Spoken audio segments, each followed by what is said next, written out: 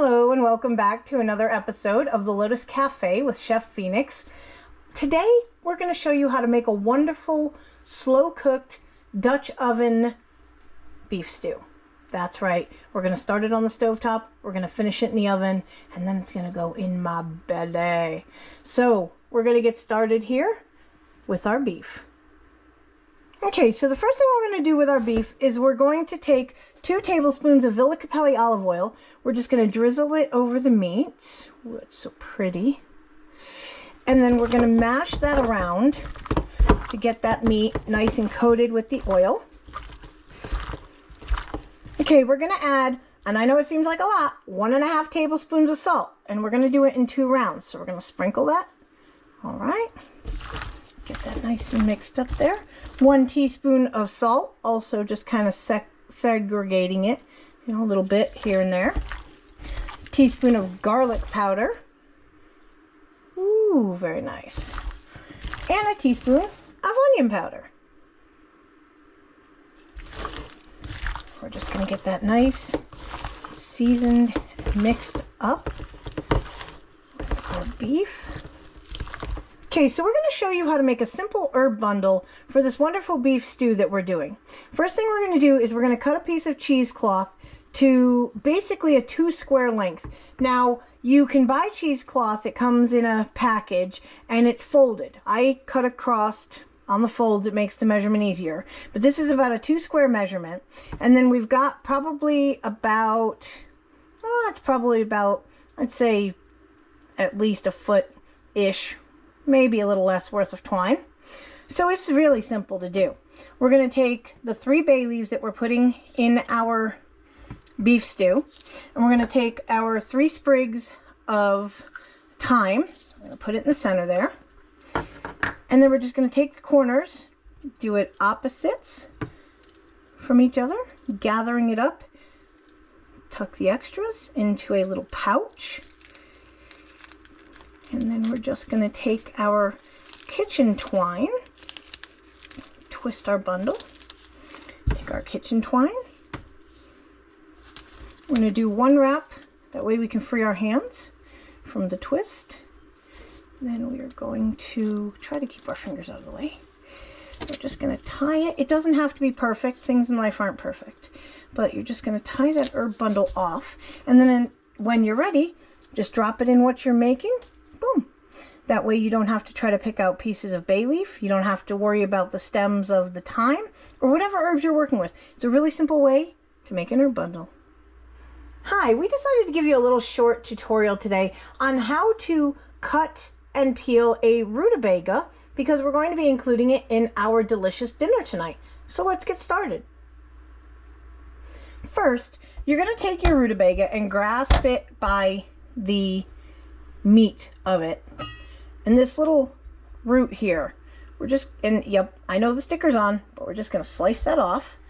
Whee! Easier said than done. There we go. This is a member of the turnip family. It's pretty rugged and hard to cut, but that's why you peel it with a knife. Just kind of shave off the outer peel, which is wax coated. Like I said, it is a member of the turnip family. Now, I'm pretty sure you can do this with a peeler, but I assure you it's going to take a lot longer, and you're going to get paraffin wax all over your peeler. So you just kind of gently take your knife, and it's almost like how you cut a watermelon, or at least how I cut a watermelon. When I peel it for cubing, I just, take little patches of the skin off until you have it all peeled. Okay, now you can see we've got our rutabaga completely peeled. So what we're going to do is we're going to take our knife, and yes, I'm very serious. We're going to take a knife and a rubber mallet because these things are hard, and I don't like to have to whack it against my cutting board. So I'm just going to pop that knife down in there to get it started. And it's a really hard push to be able to get it in there. So I am going to whack it against my cutting board. And you can see that does not do anything. These things are like a brick. So I've got it split in half, and what I just do, I take and I hit the tip of the knife, and it offers the momentum and gets it down in there. So we're going to get it all cubed up, and we'll be right back.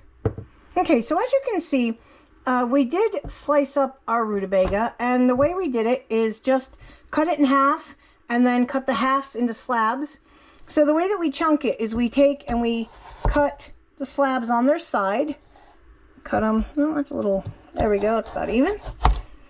And then we spin that. Now we're going to move this because this is a smaller angled piece. And we just go 1 cut, 2 cut, 3 cut, done. Boom. You got rutabaga chunks. This smaller one, bam, bam, 3 cuts and you're through it.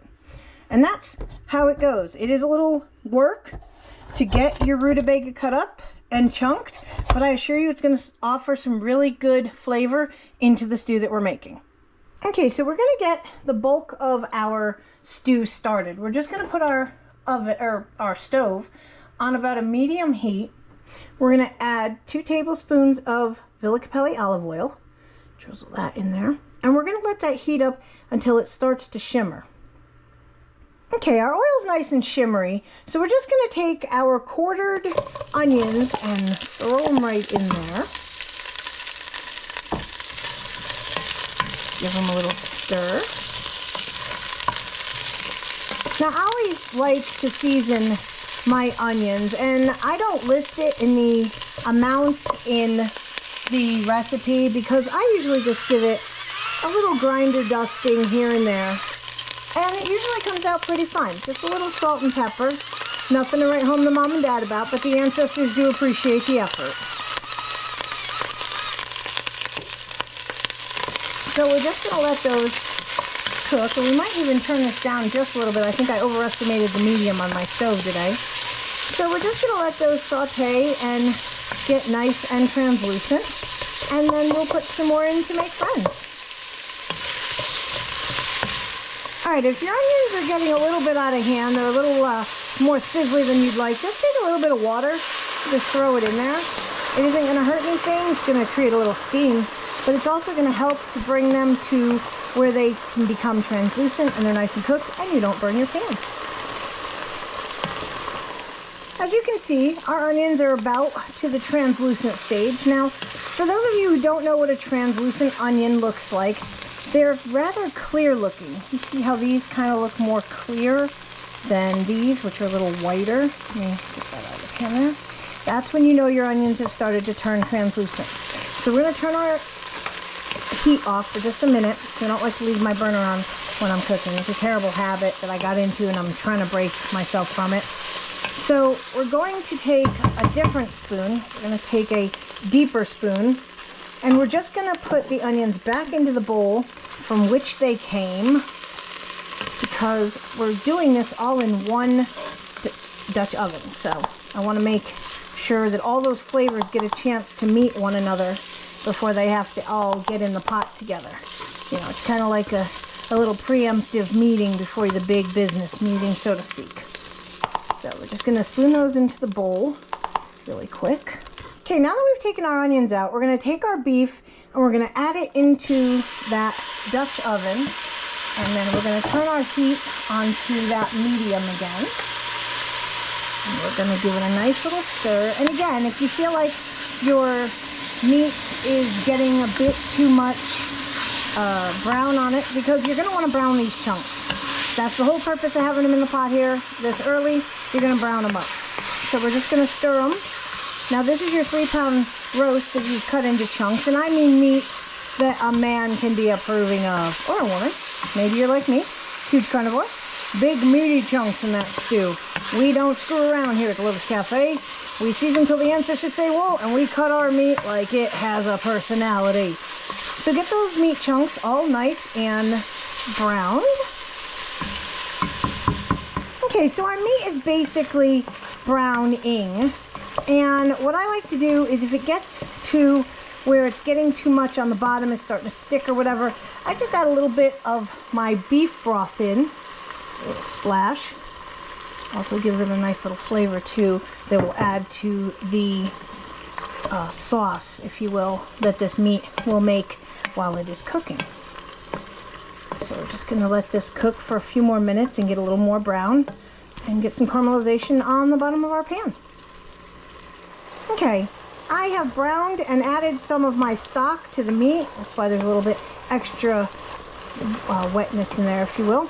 So now what I'm going to do is I'm going to take my 3 cloves of smashed garlic. I'm just going to dump them in there really quick. And then I'm going to mix those around. And we're going to let those cook there for 3 minutes. And then we'll be right back.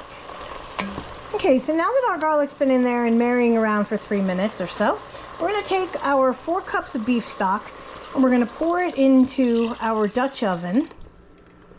Now, if you, unlike me, don't can your own beef stock, and that's perfectly fine if you don't, you can buy, we have a wonderful brand here that we swear by. It's called Zoop.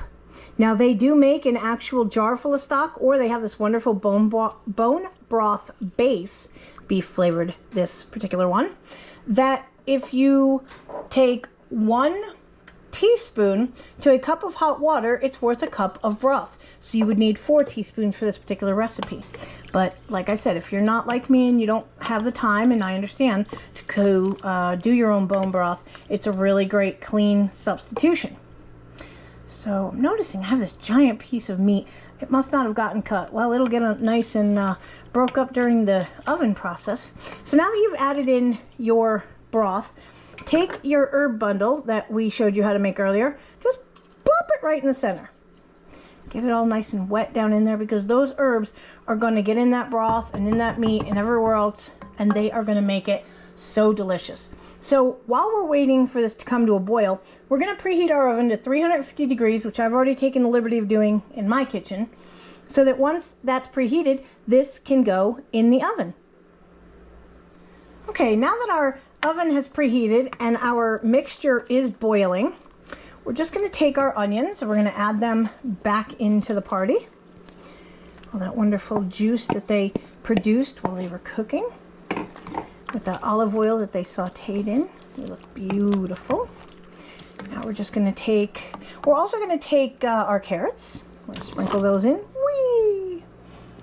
Take our rutabaga and put those chunks in. Now we're going to stir that all up. And now this is going to cook down and thicken in the oven. I assure you, it's amazing. It's so amazing. We see our little herb bundle pop up there as we're stirring our vegetables in here. And then the one last thing we're going to do, and I know you're wondering, like, wow, that liquid level looks really low. Be not worried. The onions and the carrots and the bega, they all will express their own amount of moisture. This is going to turn out so amazing. You're just going to be like so floored. So we're just going to now take the rest of our spices. So the rest of the 1.5 tablespoons of salt, we're just going to sprinkle it in there. And then we're going to take the rest of our pepper, the rest of our garlic, and our onion. Now we're going to give that a really good stir. Oops.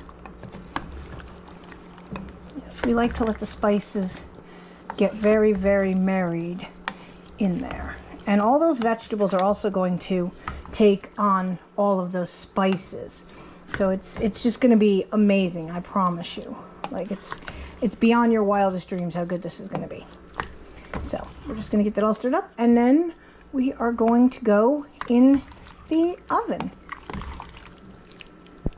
Okay, so as you can see, we pulled out the stew from the oven, and we're just going to take our spoon and we're going to pull the herb bouquet out because we don't need that anymore. Just going to pull it out. We're going to toss it in our garbage bowl. And look at that beautiful thick stew. Oh, it's so gorgeous. We're going to plate it up and eat. So, hey, thanks for joining us for the Lotus Cafe, and we will catch you all again really soon.